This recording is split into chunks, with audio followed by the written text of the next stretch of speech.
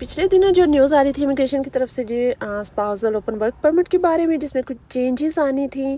اور 21 جنوری کو جو کہ ایک لسٹ آنی تھی کہ کون کون سے جو شعبوں میں لوگ ہیں وہ اب ایلیجیبل ہیں اس کے لیے اور کون سے والی نہیں ہیں. تو یہ تو آج آ گئی ہے لسٹ، اور اس میں انٹرنیشنل اسٹوڈنٹس یا جو امیگرینٹس ہیں زیادہ تر جو ہیں وہ جن جابس پہ ہیں ان کو تو اس میں نام ہی نہیں آیا.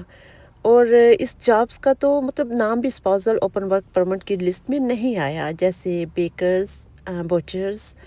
جیسے food supervisor, security guard supervisor یا آفس ایڈمن. اس طرح کی اور بھی بہت ساری جابس کا تو نام بھی اس لسٹ میں نہیں آیا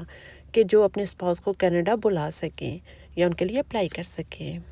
اس میں بھی جو فوکس ہے وہ کیا گیا ہے ہیلتھ کیئر والی جابس پہ، آئی ٹی اور ٹریڈ جابس جو ہیں. وہی لوگ جو ہیں وہ اپنے اسپاؤس کے لیے جو ہے وہ بلا سکتے ہیں ان کو جو یہ جاب کر رہے ہیں. اور اگر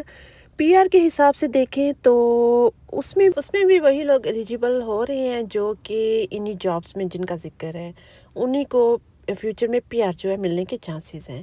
تو لوگوں کو ذرا اب انہی شعبوں میں اپنی جابس ڈھونڈنا پڑیں گی تاکہ وہ اپنے اسپاؤزل جو ہے work permit, open work permit بھی لے سکیں اور جو پی آر کے لیے ایلیجیبل بھی ہو سکے.